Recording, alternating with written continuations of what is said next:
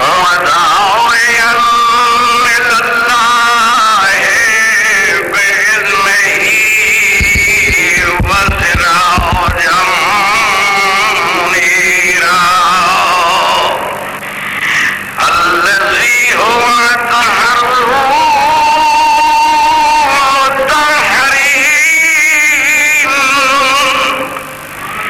سيد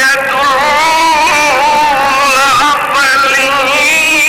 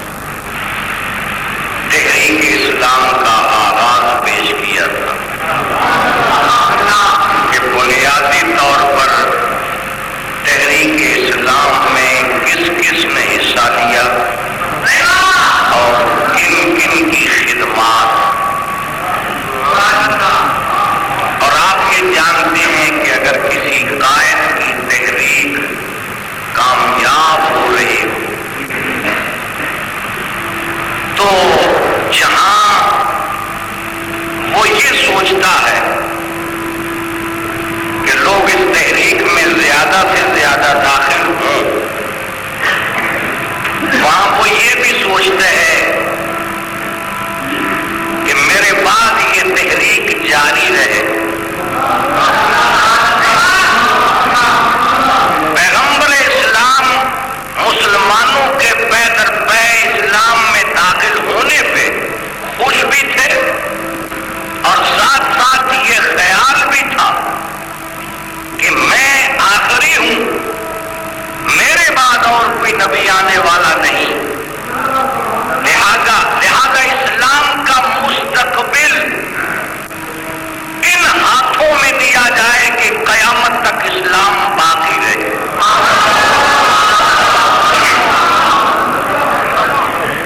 اور پھر پیغمبر اسلام کے سامنے سابقہ نبیوں کی تاریخ بھی تھی کہ ہر نبی کی تحریک جب چلی ہے تو جب بھی اس نبی کے دین کو بگاڑا ہے تو نبی کے کلمہ پڑھنے والوں نے، کے دین کو بگاڑا ہے یہودیوں نے، عیسیٰ کے دین کو بگاڑا ہے عیسائیوں نے۔ جانتے تھے کہ جو حلقہ تحریک میں آ جاتے ہیں وہ بعد میں بگڑ